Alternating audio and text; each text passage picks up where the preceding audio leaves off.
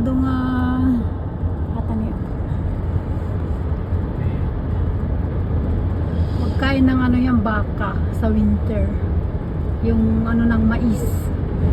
Tingnan mo, ang ganda ng pagkakaano nila.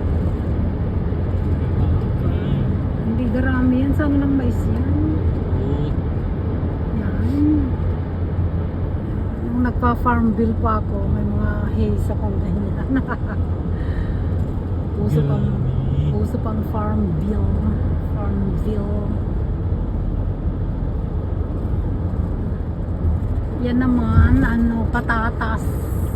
Yung patatas. Yung patatas yun ngayon. Malapit na rin silang mag-harvest kasi malapit na ang winter. Kasi in-back nila dyan.